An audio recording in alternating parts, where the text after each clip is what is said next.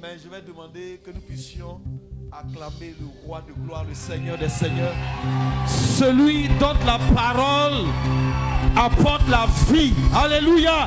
Est-ce que quelqu'un ce matin peut se tenir debout et acclamer le Seigneur, acclamer le roi de gloire, le Seigneur des seigneurs, le Dieu des dieux, le Saint fidèle, l'alpha et l'oméga, le commencement et la fin. Il est le premier et le dernier, celui qui est, qui était et qui revient bientôt. Alléluia. Est-ce que quelqu'un peut acclamer très fort le créateur de l'univers, celui qui dit et la chose arrive, celui qui ordonne et elle existe. Tourne-toi vers ton voisin et dis: voisin, ce matin, j'ai des raisons de célébrer l'Éternel. C'est pourquoi, voisin, je crie ma joie à l'Éternel.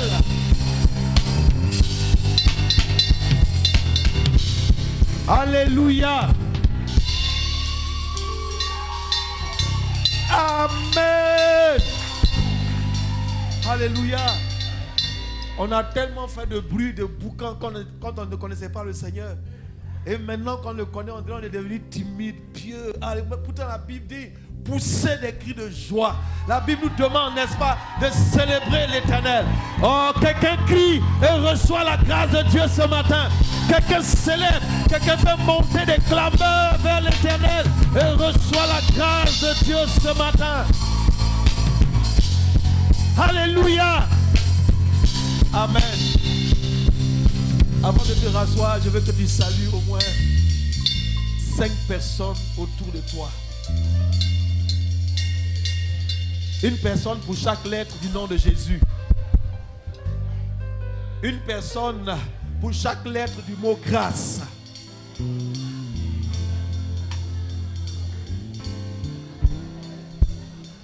Alléluia, soyez salués. Soyez bénis au nom de Jésus. Je vous aime de l'amour du Seigneur. Que le nom de l'Éternel soit béni. Que le nom du Très-Haut soit élevé. Celui qui règne dans les cieux et sur la terre, qui a créé tout ce qui existe, les choses visibles comme les choses invisibles. Que son nom ce matin soit élevé au milieu de son peuple qui se réunit en son nom pour le célébrer, pour le glorifier. Alléluia. Alléluia. Voilà, si tu ne connais pas son nom, tu peux demander son nom, on ne sait jamais. On ne sait jamais.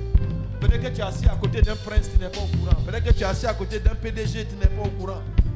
Peut-être que tu es assis à côté d'un futur milliardaire, tu n'es pas au courant. Donc adresse-lui ton bout de beau sourire, n'est-ce pas? Alléluia. Que le nom de Dieu soit béni. Que le nom du Seigneur soit béni.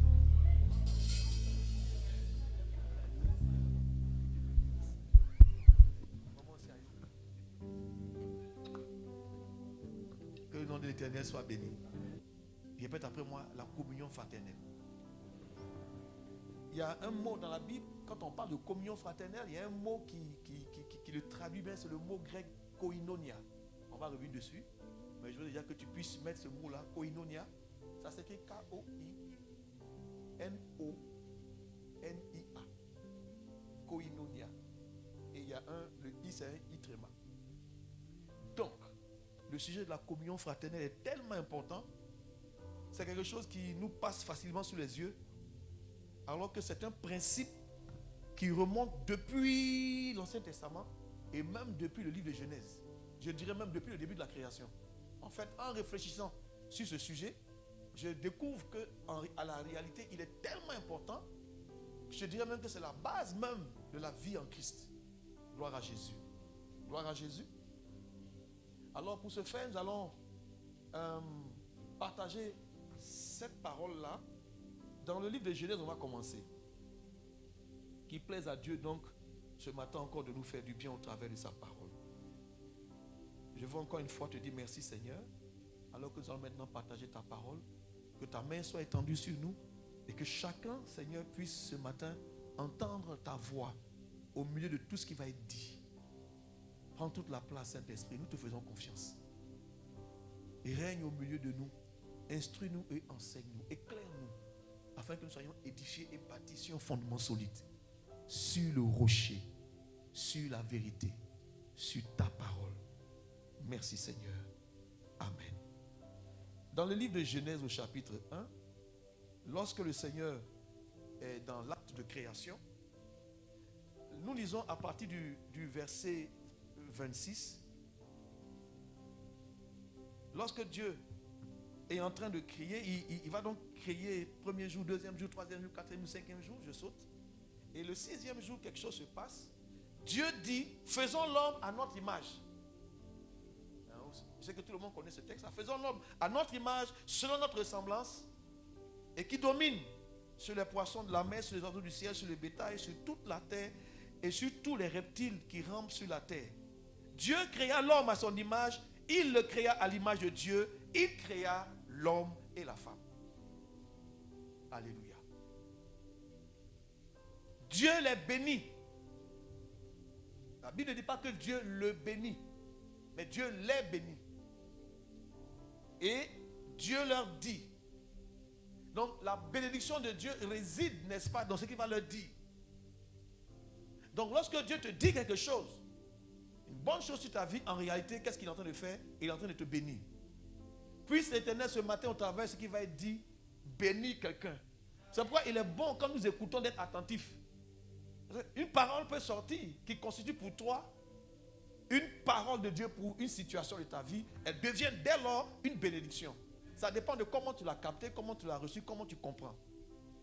C'est pourquoi il faut écouter la parole de Dieu en étant très attentif. Donc puis Dieu dit, soyez féconds, multipliez, remplissez la terre et assujettissez-la et dominez sur les poissons de la mer, sur les oiseaux du ciel et sur tout le bétail qui se meut sur la terre. Et Dieu dit, voici je vous donne. Il n'a pas dit je te donne. Parce que je vous donne. Donc Dieu ne s'adresse pas à une personne, mais qui parle à plusieurs personnes. Et je vous donne toute herbe portant de la semence et qui est à la surface de toute la terre. Et de tout arbre ayant en lui du fruit d'arbre et portant de la semence, ce sera votre nourriture. Et tout animal de la terre et tout oiseau du ciel et à tout ce qui se meut sur la terre ayant en soi un souffle de vie, je donne toute herbe verte pour nourriture. Et cela fut ainsi. Dieu vit que tout ce qu'il avait fait, et voici, cela était très bon. Ainsi, il y eut un soir, il y eut un matin, ce fut le 6e jour. Alléluia. Quand Dieu donc va créer l'homme, il ne dit pas comme les autres fois, il dit que Dieu vit que cela était bon, mais ici, il dit Dieu vit que cela était très bon. Mais qu'est-ce qui était très bon que Dieu avait vu? Dieu a créé, donc il forme l'homme. Dans son intention, il dit faisons l'homme à notre image et selon notre ressemblance. Je veux que tu comprennes ce matin quelque chose qui va peut-être aider au milieu de nous une personne à se relever et à continuer la marche. Alléluia. Alléluia. Touche ton voisin et dis relève-toi et continuons d'avancer. Amen. Alléluia. Il dit ici faisons l'homme à notre image et selon notre ressemblance. Deux choses qu'il recherche. Il veut son image et sa ressemblance. Et on le voit créer. Il dit il va former l'homme. Mais quand il va le créer, on dit il ne crée pas l'homme seulement. On dit au verset 27, Dieu créa l'homme à son image. Il le créa à l'image de Dieu. Virgule, il créa l'homme et la femme. Deux personnes.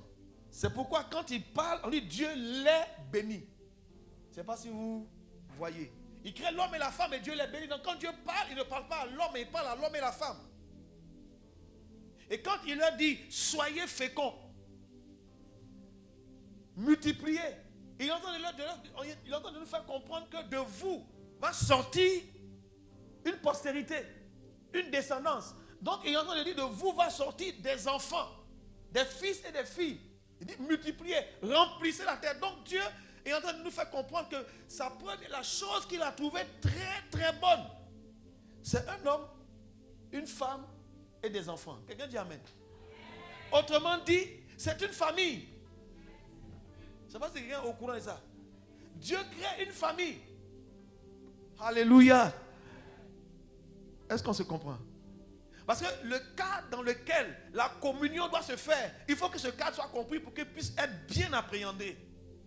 On parle de communion fraternelle souvent, c'est comme si c'est du bout des lèvres. Mais Dieu sait ce qu'il entend par communion fraternelle. Parce que quand on parle de communion fraternelle, il s'agit d'une fratrie, il s'agit de frères. Et quand on parle de frères, on parle aussi de famille. Alléluia. Et quand on parle de famille, maintenant nous remontons dans l'intention de Dieu. Nous, quand on parle de famille, on n'est pas dans l'Ancien Testament, on est même, on est dans le livre du commencement, même dans la pensée de Dieu. Ok? Quand Dieu crée l'homme à son image et à sa ressemblance, il crée une famille. Je ne sais pas si quelqu'un comprend ça, ce concept. Créons l'homme à notre image. J'ai envie de dire, donc Dieu lui-même, l'André, il était une famille. Ou bien, Dieu lui-même, André, il est une famille. Alléluia. Il est père, il est fils. Alléluia. Donc c'est comme s'il est parent, il est enfant. Et en même temps aussi, il est esprit. Vraiment, il faut qu'il nous explique bien. Il faut que Dieu nous explique cette histoire parce que, franchement, il crée l'homme à son image. Mais on voit l'image qu'il va créer. Il crée l'homme et la famille. Soyez féconds, multipliez. Il dit, je vous donne tout. Dominez. Donc, il est en train de nous faire comprendre que son intention, en réalité, c'est de faire sortir une famille. Il crée même un environnement pour eux. Mais la partie qui m'a tué même là, c'est qu'il dit, faisons l'homme à notre image. On est d'accord pour ça, n'est-ce pas? Mais quand on lit les Écritures, quelque part d'autre, j'ai lu dans Colossiens 1, verset 15, en parlant de Jésus. En parlant de Jésus, on dit, il est l'image du Dieu invisible, le premier-né de toute la création. Question. Ou quelqu'un dirait point d'interrogation. Si lui, il est l'image du Dieu invisible, Jésus, et que Dieu disait dès le départ, faisons l'homme à notre image et à notre ressemblance. Dieu voulait faire cet homme-là à l'image de qui? Je ne sais pas si vous me comprenez. C'est la chose qui m'a frappé. Il dit, ah bon? Donc en réalité, Adam là, que nous voyons là, lui-même, on dit il est l'image. Mais à la réalité, il est l'image du Dieu invisible. C'est pourquoi la Bible parle de Adam, le premier Adam, et on nous parle aussi du dernier Adam, dans 1 Corinthiens chapitre 15, je crois le verset 45. Qui nous dit que le dernier Adam, en parlant de qui? En parlant de Jésus. Donc Jésus également porte, c'est lui le vrai Adam. Autrement dit, Christ est l'image de Dieu. Alléluia. C'est pourquoi il est écrit, le premier homme, Adam, devint une âme vivante. Le dernier Adam est devenu un esprit vivifiant. Donc dans la catégorie de Adam là, Christ est le dernier Adam. Mais en réalité, il est qui? En réalité, il est l'image du Dieu invisible. Et Adam est quoi? Adam est l'image du Dieu invisible. C'est pourquoi il y a deux images. Il y a une image qui est l'image de l'image. Donc Dieu envoie d'abord l'image du Dieu invisible. C'est sur cette image de l'image du Dieu invisible que le diable va s'acharner. Alléluia. Dieu savait bien que... Attends d'abord, on n'a qu'à lancer lui d'abord pour avoir. Je ne sais pas si vous voyez le truc. Et le diable s'est acharné. Il a détruit. Il a dit, mais celui que tu as tué là, celui que tu as détruit là, en la réalité, il est l'image de l'image. Est-ce que je parle à quelqu'un? En réalité, il est quoi? Il est l'image de l'image. Mais il n'est pas l'image du Dieu invisible. Il est l'image de l'image du Dieu invisible. Si ça c'est bien compris, je vais aller encore plus loin. Mais quand Dieu crée donc à partir de l'image du Dieu invisible, il crée ce Adam-là. Mais quand il faisait l'homme à notre image et à notre ressemblance, on dit il créa l'homme et la femme et il est béni, soyez féconds. Ça veut dire quoi? Que dans l'esprit de Dieu, l'image qu'il crée là, il crée un couple, il crée une famille. Un homme et une femme qui doivent avoir quoi? Des enfants. Et c'est ce comment on appelle? C'est cette famille-là. Cette cellule familiale-là qui doit faire quoi? Qui doit régner, qui doit diriger, qui doit gouverner. Et c'est ça là qui est l'image du Dieu invisible, qui est Christ. Donc comment je regarde aussi là?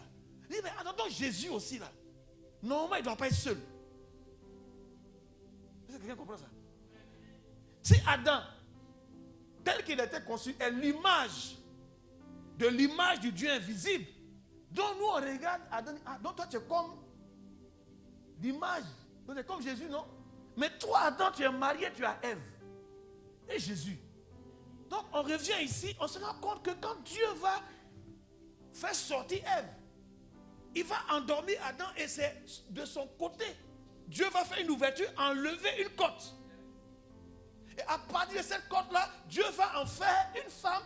Quand Adam va la voir, il dit, cette fois-ci, voici celle qui est chair de ma chair, os de mes os, on l'appellera femme.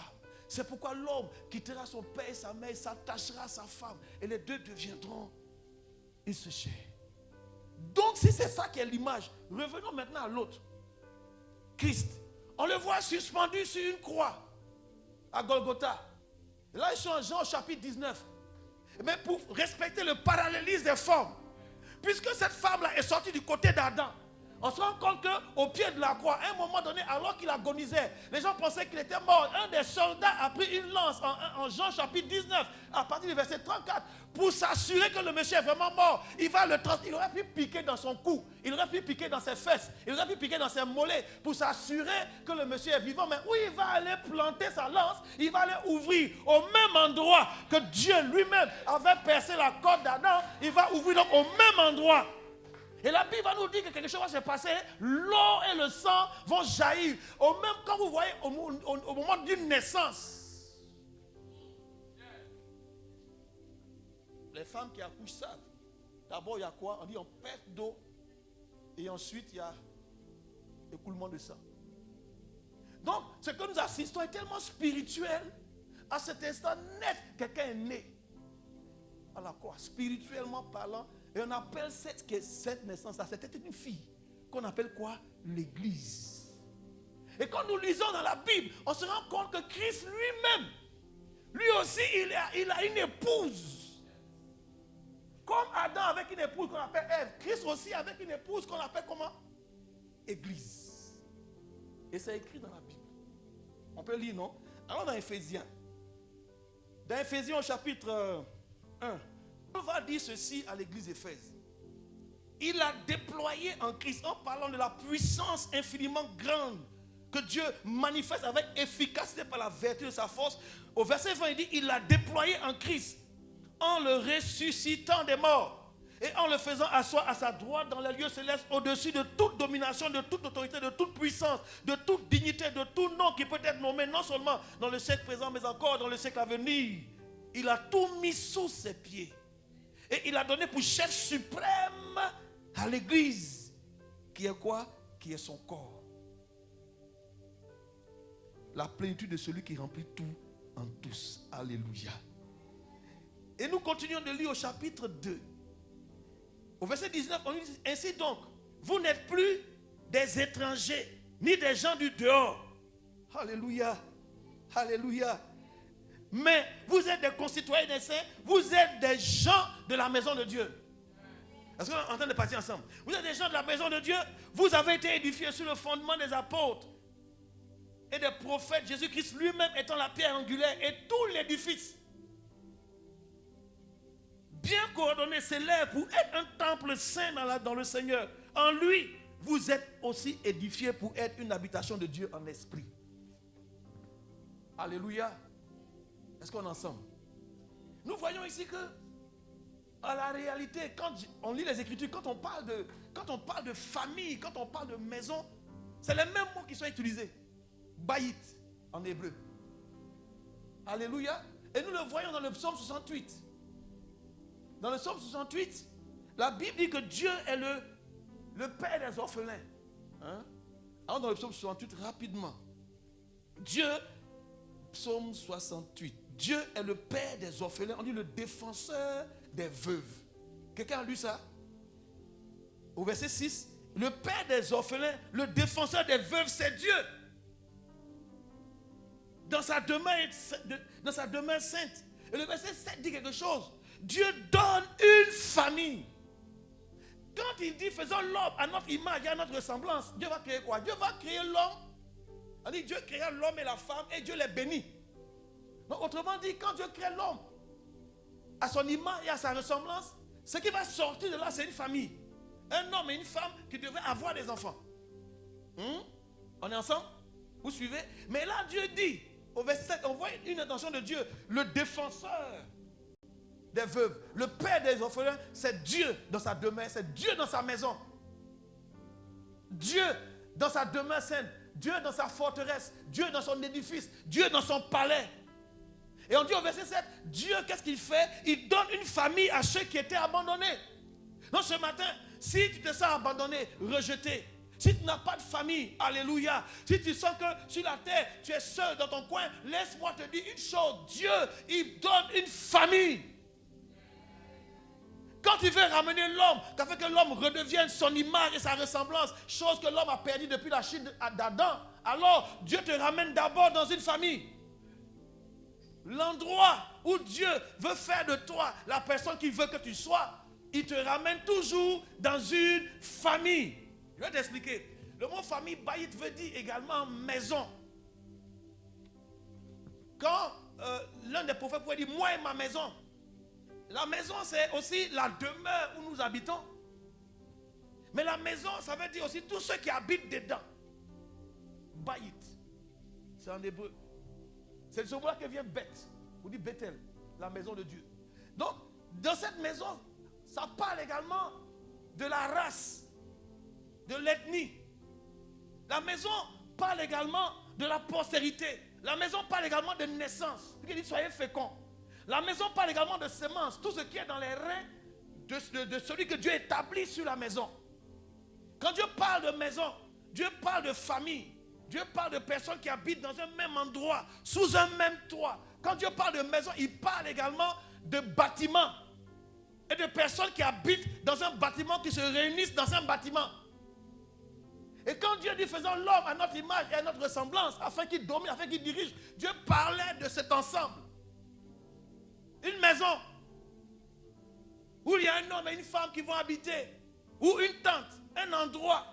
Et c'est ça que Dieu regarde pour dire, voici mon image et voici ma ressemblance. J'aurai le temps de développer, que ce soit le mercredi ou encore dimanche, pour aller un peu plus en profondeur. Mais pour dire ceci, pour en venir maintenant à ce que nous voulons dire. Si tu ne comprends pas c'est quoi la famille, tu ne comprendras pas c'est quoi la communion fraternelle. Parce que la chose qui rassemble, la manière de vivre dans cette maison, c'est ce qu'on appelle la communion fraternelle. Mais il faut bien comprendre ce que c'est que la famille, le cadre dans lequel c'est exercé. Alléluia. Et quand nous l'avons lu, ici dans le psaume 68, Dieu donne une famille à ceux qui sont abandonnés. Dans le psaume 113, il dit également autre chose qui peut nous interpeller au verset 9. Il donne une famille, mais c'est le même mot qui va dire, c'est la même expression dans le psaume 113, le verset 9. On dit fait quoi là-bas? À qui? À une femme. Il dit, il donne une maison. C'est le même mot que tout à l'heure où il disait, il donne une famille. Il est le père des orphelins, le défenseur des veuves. Il essaie donc, il donne une famille, un lieu géographique où tu vas rester. Il te met là avec des personnes qui sont venues aussi comme toi dans cet endroit-là, dans cet environnement-là. Et il établit un père, lui-même est le père. Quand vous lisez également dans la Bible, vous allez trouver là-bas qu'on nous dit, Éphésiens chapitre 3, verset 14. À cause de cela, Paul dit, à cause de cela, je fléchis les genoux devant le Père. De qui, voyez, toute famille de la terre fait quoi? Dit son nom. Il y a un lien entre Dieu et puis les familles. Alléluia.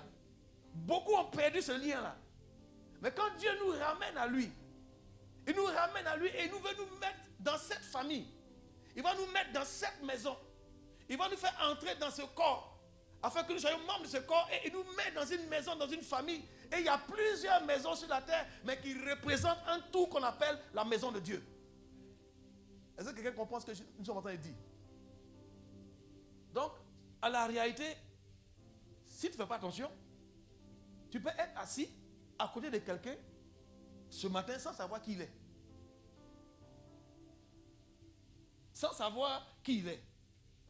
Parce que c'est ce qu'on n'a pas compris qui fait qu'on n'arrive pas à développer la communion fraternelle dans nos vies, dans la communauté, dans nos maisons, partout, pour que la grâce de Dieu puisse couler au travers de ce simple principe de communion fraternelle. Parce que tu ne sais pas ce que c'est que la famille. Mais tu n'as pas compris que quand tu viens ici, en réalité, tu ne viens pas à l'église, mais tu viens en famille.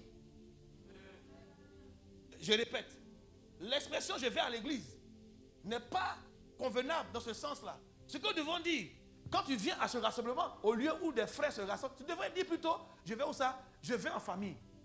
Car cette nouvelle famille, quand Dieu dit je donne une famille, ou bien je donne une maison, il est en train de dire qu'il fait de toi un participant de lui et sa famille.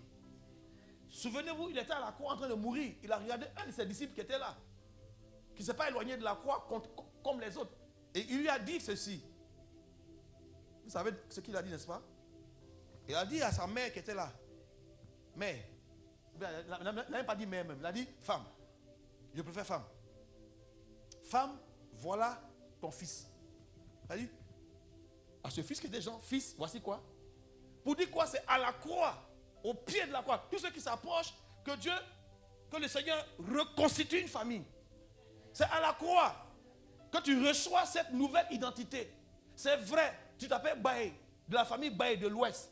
Elle s'appelle c'est Kwaku, non? Mais Kwasi. Kwame, de la famille Kwame du Centre. Mais quand vous êtes devenu à la croix, quand vous êtes venu en Christ, à cause du fait qu'on a percé et que le sang est sorti et que son épouse est née, quand vous venez là, vous faites désormais partie de quoi? De cette nouvelle famille.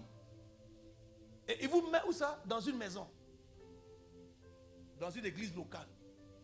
Et dans cette église locale, il y a un nom.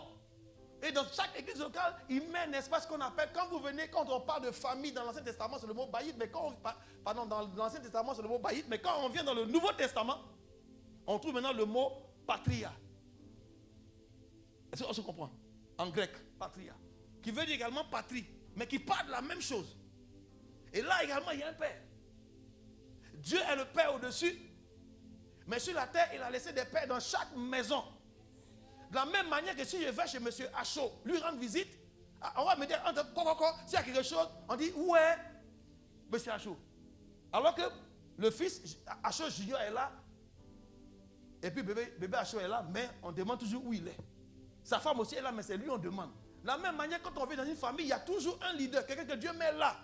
Et tous ceux qui viennent sont aussi des enfants de cette maison, mais avant tout sont des enfants de Dieu d'abord, faisant partie de la famille de Dieu.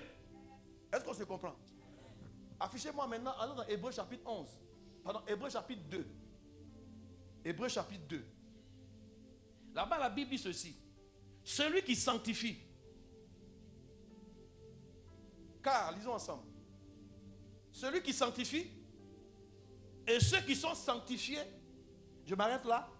Celui qui sanctifie, c'est qui? C'est Dieu. Quelque part, on dit dans le livre de Jean, on lui dit, sanctifie-les par ta parole. Car ta parole est la vérité. Là, j'ai lu Jean, je crois, chapitre 17. Il y a ça aussi, on trouve ça aussi également dans Jean, chapitre 15. Mais ici, celui qui sanctifie, Dieu. Et ceux qui sont sanctifiés. Quand on lit la suite, on lit ça. Ils sont tous issus d'un seul. Donc, regarde ton voisin.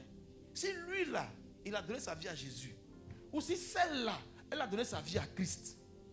Ça veut dire qu'elle a été sanctifiée. À tous ceux qui ont cru en cette parole, à tous ceux qui l'ont reçue, à tous ceux qui l'ont acceptée, à tous ceux qui ont cru en elle, qu'est-ce que cette parole a fait? Elle leur a donné le pouvoir, le droit légal de faire quoi? De devenir enfants de Dieu, lesquels sont nés, ni de la volonté du sang, ni de la volonté de l'homme, ni de la volonté de la chair, pardon, mais sont nés de Dieu. Donc, c'est pourquoi ils sont tous issus d'un seul. C'est pourquoi Jésus, il n'a pas peur de les appeler quoi? Frères. Ah, là, il faut qu'on comprenne quelque chose. Jésus n'a pas honte. Qui Jésus n'a pas honte d'appeler frères? Ceux qui sont sanctifiés. Donc, celui qui sanctifie Christ et ceux qui sont sanctifiés sont tous issus d'un seul. C'est pourquoi il n'a pas honte de les appeler frères. Lisons un peu la suite. Jésus, c'est pourquoi Jésus dit, j'annoncerai ton nom à mes frères. C'est Christ qui a dit ça. On trouve ça dans l'Ancien Testament. Il dit, je te célébrerai au milieu de l'assemblée. Si Jésus n'a pas honte de m'appeler son frère, si Jésus n'a pas honte d'appeler lui qui est là-bas là, son frère, si Jésus n'a pas honte d'appeler celle-là sa soeur, pourquoi toi, que Jésus appelle son frère, tu regardes quelqu'un d'autre que Jésus aussi appelle son frère, et toi tu le regardes comme ça fait rien. Toi, tu le regardes, c'est pourquoi il fait attention. C'est pourquoi la communion dont il est question ne peut pas marcher. Pourquoi? Parce qu'on n'a pas compris qui nous sommes en réalité. Si toi, tu es enfant de Dieu, moi aussi, je suis enfant de Dieu. Et si tu n'as pas de considération pour moi à cause de mon vêtement, si tu n'as pas de considération pour moi à cause de ma condition sociale, si tu n'as pas de considération pour moi à cause de ce que j'ai, de ce que je suis, parce que tu me regardes comme étant inférieur à toi à cause de ton niveau élevé intellectuel ou à cause de ton niveau, ton rang social, tu as été béni dans les affaires, tes affaires marchent bien, ton entreprise prospère. Maintenant tu regardes les autres du haut. Si c'est comme ça que tu me regardes, mais moi j'ai pitié de toi. Pourquoi? Parce que tu n'as rien compris du tout. Mais Jésus m'appelle son frère. Je ne sais pas si quelqu'un comprend. Jésus m'appelle son frère. Dis à ton voisin, Jésus m'appelle son frère. Et il a ainsi dit, il n'a pas honte. Quand Jésus dit, mon frère, quand tu viens prier, quand tu viens te mettre à genoux devant Dieu pour prier, c'est Jésus lui-même qui dit, c'est mon frère. Et puis il dit, je n'ai pas honte de lui. Mais si Jésus n'a pas honte de moi, d'où ça vient que toi, tu me traites de la sorte? Je ne sais pas, je parle à quelqu'un. Comment ça se fait que, même à l'accueil, comment toi qui es à l'accueil, quelqu'un rentre, tu dis que toi tu es chrétien, donc tu es à l'accueil, tu es en uniforme. Je parle de toi. Comment toi tu n'as pas compris que tous ceux qui rentrent là, sont des frères de Jésus? Que Jésus n'a pas honte d'eux. Et donc, comme il n'a pas honte d'eux, toi, et il dit, j'annoncerai ton nom à mes frères. Je te célébrerai au milieu de l'assemblée. Va encore plus tard, il dit ceci, hein. Regarde ce qu'il dit encore, va un peu, verset 13. Il dit, et encore, c'est Jésus qui parle, il dit, je me confierai en toi, et encore, il dit, me voici, moi et les enfants que Dieu m'a donnés. C'est Jésus qui parle comme ça. Il vient célébrer, donc pendant qu'on célèbre, Jésus est là, toi tu es à l'accueil, écoute ce que tu fais. Quelqu'un s'assoit ici, frère de Jésus, tu dis non, pardon, lève-toi, non, cette place est réservée, lève-toi. Mais tu as enlevé frère de Jésus. Ou bien, quelqu'un parle, s'il vous plaît, est-ce que je peux avoir, va là-bas. C'est un frère de Jésus qui a fait ça. Ou bien tu parles à quelqu'un dans la cour de l'église, et puis tu parles avec hauteur. C'est du frère de Jésus que tu parles comme ça.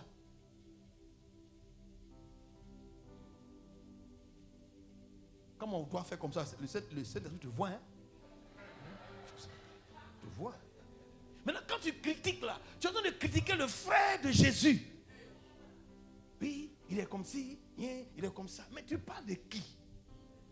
Du frère de Jésus. Tu parles de qui? De la sœur. C'est pourquoi il y a des choses, quand tu as vu, il ne faut pas critiquer. On ne critique pas. Quand tu as vu, tu as bien vu. C'est le Saint-Esprit qui a fait que tu as vu. Mais tu n'as pas compris la suite de ce que tu as vu. Ni le but pour lequel tu as vu ce qu'il a permis que tu voies. À la réalité, il a permis que tu voies ceci de son frère pour que tu viennes mettre ça devant Dieu. Seigneur, aie pitié du frère de Jésus qui est aussi mon frère. Viens à son aide. Au lieu d'appeler quelqu'un d'autre et que tu as vu lui là, et que tu as vu celle là, quand tu parles comme ça, tu exclus cette personne de la fratrie. Tu es en train de parler de quelqu'un, quand tu parles cette manière, c'est comme si elle ne fait pas partie, ou il ne fait pas partie, et même tu as un soupçon. Ça là, c'est un faux frère. Si ça veut que c'est un vrai frère, tu fais comment? Vous savez, église, c'est comme hôpital. Il n'y a pas un hôpital où il n'y a pas de malades. Si un hôpital, il n'y a plus de malades, on ferme. Mais on ne va pas fermer l'église. Il y aura toujours des personnes qui ont besoin. Jésus a dit, je ne suis pas venu pour les justes. Mais je suis venu pour qui? Pour les pécheurs, pour ceux qui sont... Ça veut dire quoi? Que c'est des personnes de mauvaise vie qui viennent à l'église parce qu'ils veulent être sauvés. Parce que toi, tu vois le pantalon déchiré, tu vois les rastas, tu vois les bouts d'oreilles. Et dès que tu vois, tu dis, oh, sors de là, toi. Toi, tu n'es pas au courant. Peut-être que lui qui est là, c'est le frère de Jésus, mais il n'a pas encore accepté la parole. Mais il est venu pour entendre une parole qui a le bouleversé, puis lui, il va accepter. Mais pendant que toi, tu le regardes de cette manière-là, tu es en train de pousser un fils, un frère de Jésus hors de la maison de Dieu. On parle de communion fraternelle. J'étais passant pour essayer d'introduire. J'étais en train d'ouvrir ce chapitre pour que nous nous rendions compte que nous ne sommes pas en train de faire ce que le Seigneur attend de nous. Parce qu'on n'a pas compris qui est l'autre. C'est pourquoi le Seigneur peut dire ceci: je vous laisse un seul commandement dans ma maison là. Je vous laisse un seul. Vous savez pourquoi? Parce que vous êtes tous mes frères, dit le Seigneur. Vous êtes ceux que Dieu m'a donnés.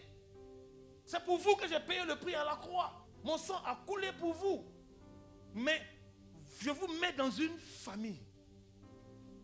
C'est là pour que vous puissiez me ressembler, pour que vous soyez à mon image. Je vous mets dans une maison, dans une famille. C'est pourquoi la Bible nous enseigne à ne pas abandonner nos assemblées. Parce que tu ne peux pas être frère de plusieurs maisons. Ce que tu as fui ici, ça te rattrape là-bas. Dis à ton voisin, pardon, il faut rester. Et toute famille a besoin de se développer, de grandir, de s'élargir. C'est pourquoi il dit allez, multiplier. Et ce que Adam a raté, ce que Adam n'a pas pu atteindre comme objectif, Christ est venu au travers de l'église, son épouse, sa famille, sa maison. Il veut maintenant ramener tous les objectifs de Dieu à être atteints. Dieu compte non pas sur un homme, sur un savant, sur un homme puissant. Non, Dieu compte sur son épouse. Si tu fais partie, tu comprends ce matin que pour faire partie de ce corps, c'est au pied de la croix, en exaltant l'œuvre de Christ. C'est là que son sang a coulé. C'est là que tu comprends qu'il est le Fils de Dieu. C'est là que tu t'aperçois que c'est Dieu lui-même qui est descendu dans son amour infini pour toi. Et tu comprends que Dieu te donne une famille. Frère, quand j'étais plus jeune, quand je ne connaissais pas le Seigneur, je pensais que un homme normal ne peut pas se marier. C'était ma foi, c'est croyant ça. Parce que, vous voyez, comment un petit garçon à la maternité qui naît, tu as au moins 7 petites filles. Donc comment on peut être égoïste et puis se contenter d'une femme? Il faut servir, il faut vraiment, dans l'amour de, il faut vraiment servir pour que toutes les femmes soient heureuses. J'étais mal configuré. J'avais une mentalité diabolique. C'est satanique. Et j'étais possédé. Non, en fait, j'étais possédé. J'étais possédé par un esprit sirène des eaux qui venait m'embrouiller chaque nuit. Donc j'étais possédé. Et dans ma tête, c'est pas possible de se marier. Mais quand Dieu a eu pitié de moi, quand le Seigneur m'a visité, quand Dieu a parlé à des personnes de jeûner pour moi, pendant 3 jours, alors que ces personnes ne me connaissaient pas, que j'ai rencontré ces personnes, qu'elles m'ont annoncé l'évangile, mon cœur a été touché. J'ai donné ma vie à Christ. Et le Seigneur a pris son temps pour casser toute ma philosophie, toute ma mentalité, toutes ces choses-là pour dire, tout ça c'est le péché. J'ai eu un dégoût de moi-même. C'est pas comment je me suis dégoûté. Je ne sais pas si mon expression est... En fait, ce que j'ai ressenti, que je me suis dégoûté moi-même. Et c'est comme si je ne valais plus rien. Et le Seigneur m'a nettoyé. Il m'a visité. La parole de Dieu nous nettoie. La parole de Dieu nous purifie. Et j'ai compris que c'était une grave erreur. Alors je me suis mis devant le Seigneur. Seigneur, si je dois choisir, je suis mal configuré. Toi-même, choisis pour moi. Je ne pouvais pas penser qu'une fois dans ma vie, moi, je pouvais être marié. Ce n'est pas possible. On doit se servir. Donc, c'est diabolique et c'est satanique. Je le répète. Donc, Dieu m'a fait grâce. Il m'a amené quelqu'un vers moi. Je n'ai pas choisi. J'ai dit, tu connais comment je suis. Toi-même, il faut choisir. Et je suis en train de pleurer toutes les larmes de mon corps dans un maquis. Dans mon maquis. En train de boire. On dit souvent on noie son chagrin. Donc je cherchais chagrin pour le noyer. dans la bière. Et puis une voix a parlé, voici ta femme. J'ai entendu, voici ta femme. Quand j'ai ouvert mes yeux, j'ai vu quelqu'un. C'est comme ça les gens ils font et puis ils deviennent fous. Et puis, quand je continue de noyer, je ramasse chagrin, je le noie. Et j'entends une voix qui dit, Monsieur Silva, je me retourne, je la vois. Et c'est là que tout est parti. Et Dieu, c'est toi. De là à là, ça fait à peu près 4 années sont passées. 3-4 années sont passées quand j'ai épousé cette personne. Aujourd'hui, nous sommes ensemble, ça fait 28 ans. Gloire à Jésus. Je ne pouvais pas m'imaginer.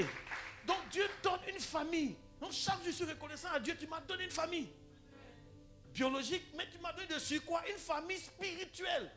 La plus importante, ce n'est pas ta famille biologique. Parce que ta famille biologique, aussi important qu'a été ton père dans ta vie ou ta mère, aucun d'entre eux, ils n'ont qu'à t'aimer comment. Je mets au défi un père de dire non, je m'en vais dans la tombe avec toi. Nous tous, on a déjà fait funérailles. Nous tous là, on est déjà allé une fois au moins dans funérailles. Quelqu'un non? Qui a déjà vu? Le papa il pleure, il enterre son enfant. Mon enfant. Et puis on le console. Pourquoi on le console? On ne doit pas le consoler. On a dit, va. Une femme qui pleure, mon époux. On doit dire, va. Donc la seule personne qui te donne une famille, et puis quand toi tu meurs, il t'accompagne jusqu'à là-bas, le seul s'appelle Jésus-Christ de Nazareth. Tu le rencontres ici, il t'accompagne pendant la traversée, et il t'accompagne, il te fait rentrer chez son père. Donc il te donne ici une famille biologique, tu rencontres une famille spirituelle par sa grâce. Il te bâtit, et quand tu traverses, tu rentres maintenant dans la grande famille, dans la patrie céleste là-bas. La seule porte, le seul chemin s'appelle Jésus-Christ de Nazareth. En dehors de lui, il n'y a point d'autre chemin. Il n'y a pas de débat sur ce point-là. Il n'y a pas de débat. Mais c'est de comprendre qui nous sommes aujourd'hui. Et je vais m'arrêter là. Nous sommes les frères et les sœurs de Jésus. Jésus dit dans sa parole, sanctifie-les par ta parole, car ta parole est la vérité. Et ceux maintenant qui sont sanctifiés, et celui qui sanctifie, la Bible, ils sont tous issus d'un seul. On a le même Père, Dieu. À tous ceux qui l'ont accepté, qui ont cru en son nom, il leur a donné le pouvoir de devenir enfants de Dieu, lesquels sont nés ni de la volonté de la chair, ni de la volonté de l'homme, ni de la volonté du sang, mais ils sont nés de Dieu. Amen. Nous sommes enfants de Dieu, frères. Et ce que le Seigneur nous demande, de nous aimer les uns les autres et de pratiquer la communion fraternelle. C'était juste pour introduire le sujet, pour poser les questions essentielles et pour savoir qui nous sommes en réalité. Nous sommes une famille. Vous savez, il y a des familles grandes, il y a des grandes familles, non? Il y a des familles modestes. Mais le plus important n'est pas la taille de la famille, c'est l'atmosphère. C'est pas ce que vous comprenez? L'ambiance, l'atmosphère. Et nous, si vous ne voyez pas là-bas, on a écrit ça ici, nous sommes quoi? Une famille en Christ. C'est le but que nous poursuivons ici. Nous sommes une famille, une maison. Et on va voir des versets où Dieu veut que nous puissions bâtir ensemble. Quand tu regardes, chaque Dieu dit, avant il dit, regarde ton frère, souris à ton frère, à ta soeur, c'est ton frère. Toi tu penses que c'est s'amuser, on fait ça au hasard comme ça. Non, c'est intentionnel. Et puis vraiment, les gens de l'accueil, quand vous accueillez les gens là, accueillez-les en souriant s'il vous plaît. Sourissez. Sourissez vraiment. Si vous ne voulez pas sourire, c'est pas mais sourissez au moins. Il faut que quelqu'un vienne. La personne ait envie. Non, d'entrer même. Que la personne se sente, comment on appelle ça? Importante. On dit accueille un nouveau. Il se lève à côté de toi, tu le regardes comme ça et puis il dit hein? Comme le nouveau qui est là, il a tressé ses cheveux et boule. Maintenant, il est devenu bizarre. Oh, il est nouveau. Peut-être que c'est un frère de Jésus qui est là. Qui sait? Bon, il a mis boule. Ah non, lui là, il a quelque chose. Mais pourquoi tu fais ça? C'est le frère de Jésus qui est là. Tu ne sais pas. Comme tu ne sais pas là, il faut faire doucement. on doit faire en sorte que dans la famille, ce soit intéressant, ce soit chaleureux. On va voir des passages dans la Bible qui parlent de ça. Quand Dieu parle de sa maison, quand David dit 1 heure, où ça? Parce qu'il sait que dans la maison de Dieu, mais c'est agréable. On n'a pas compris. On pense que c'est seulement où est l'onction, où es-tu? Non, il n'y a pas onction ici. Onction, où es-tu? Si tu poursuis onction, tu vas te retrouver avec les anges, quelque part. Avec des entités, quelque part. Non, il faut poursuivre là où Dieu est. Il est au milieu de ses enfants. Non, la communion virtuelle, ça n'existe pas. Toi, tu fais des cultes en ligne, enseignement en ligne. Oui, en ligne. Non, je suis en ligne. Mais où est la communion, le contact chaleureux là? Où ça est? Donc, on a extrait ça de l'église. Donc, on a enlevé à l'église ce qui doit faire sa force. Faites attention, hein. Je ne sais pas contre toutes ces choses, c'est normal. Maintenant, on est obligé d'aller là-bas pour aller attraper ceux qui sont là-bas, là. Pour les ramener où ça? Dans une maison. Dans un endroit géographique. Dans un temple, dans un lieu où c'est bâti. Ça s'appelle maison aussi. Tout ça, c'est la famille aussi. Parce que toi, tu habites dans une villa, non? Ou bien, c'est construit, non? Quand on demande la famille Boisbré, là, où on va les trouver? Souvent même là, quand tu as une villa Boisbré, vous n'avez jamais vu ça? Bon, pourquoi tu donnes un nom à ce bâtiment-là? Et puis tu ne respectes pas ce bâtiment qui est ici, là. Ici, c'est la maison de Dieu. On l'a bâti ensemble. Hein? Maintenant, ceux qui sont dedans aussi sont quoi? La maison, c'est la famille de Dieu. On se comprend? Ça peut aller? Non, je t'en supplie à partir d'aujourd'hui. Ne regarde plus quelqu'un dans cette maison autrement que comme le propre frère de Jésus. Celui ou celle dont Jésus n'a pas honte. Même s'il a péché. Regarde-moi ça. Pécheur comme ça. Voleur comme ça. Non, c'est pas correct. Que Dieu nous aide. Moi, je vais m'arrêter là.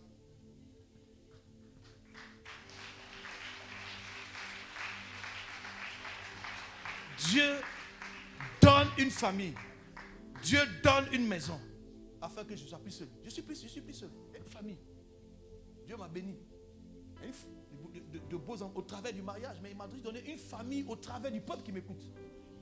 Il m'a donné un message, une parole, une révélation. Quelque chose, quand je dis, ça touche des personnes qui s'approchent, qui écoutent, qui entendent. Ils deviennent aussi ma famille.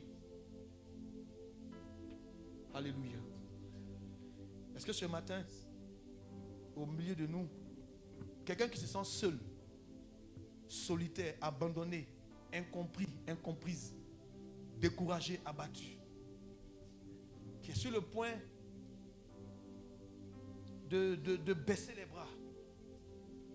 Et tu as entendu cette parole ce matin, que Dieu donne une famille, qu'au travers de son Fils Jésus, il est celui qui sanctifie, qui met à part pour Dieu. Si ce matin tu es là, tu veux vraiment entrer dans cette famille, nous te donnons cette opportunité. Tu peux te lever ce matin, accepter Jésus et entrer dans cette grande famille. Si quelqu'un est là ce matin qui veut faire partie de cette famille, de la famille de Dieu, au travers de Christ, si tu en sens le besoin, le Seigneur est entré dans la vie de chacun d'entre nous. Il le fait encore aujourd'hui. Si tu le sens vraiment, je veux que tu lèves la main de ta place. Je vais prier avec toi. Je fais partie de cette famille. Je fais partie de la famille de Dieu. Alléluia. Pour ne plus jamais être seul. Quand tu rentres dans cette maison, tu sais que tu n'as plus seulement un frère ou une soeur, mais tu as des dizaines de frères, des dizaines de soeurs. Tu ne seras plus jamais seul. Seigneur, merci. Il y a quelqu'un d'autre qui veut faire partie de cette maison. Tu lèves simplement la main. Alléluia. Reste debout, on va prier ensemble. Je t'ai vu, reste debout. Est-ce qu'il y a quelqu'un d'autre encore qui veut tout simplement faire partie de la tête de cette famille? On a 2 personnes. Pasteur Leroux, tu as vu, il y a une personne, 3e personne. Il y a quelqu'un d'autre qui veut vraiment, qui a compris ce que c'est. Je veux faire partie de la maison, de la famille de Dieu. Aujourd'hui même, tu deviens enfant de Dieu. C'est simple, ce n'est pas... Le sacrifice a déjà été fait, le prix a déjà été payé. Mais aujourd'hui, tu peux devenir non seulement enfant de Dieu, mais être dans une famille, être dans une maison. Cet endroit devient ta maison. Ce peuple que tu vois là devient ta famille. Quand j'ai donné ma vie à Jésus, quelques temps après, ma mère n'a pas apprécié et elle m'a pratiquement renié. J'ai tellement pleuré parce que j'étais attaché à elle. Mais je vous assure que le Saint-Esprit m'a consolé en me donnant plus d'une dizaine de mamans. Dans la communauté que je fréquentais, il y a un lien particulier entre moi et les vieilles et les mamans. Parce que pendant des années, elles ont été mes mamans. Jusqu'à ce que Dieu touche à nouveau le cœur de ma mère pour qu'elle soit encore à nouveau attendrie, je dirais, en ce qui me concerne. Et ce matin, Dieu peut te donner également une famille, ma soeur. Que Dieu vous bénisse. Vous allez répéter après moi, vous qui êtes debout là maintenant. Peuple de Dieu, nous baissons la tête, nous prions ensemble avec eux. Vous qui êtes là, vous répétez juste après moi ces paroles-là. Seigneur Jésus, répétez à haute voix que je puisse vous entendre. Seigneur Jésus, ce matin, je veux te dire merci de me donner l'opportunité d'entendre parler de toi.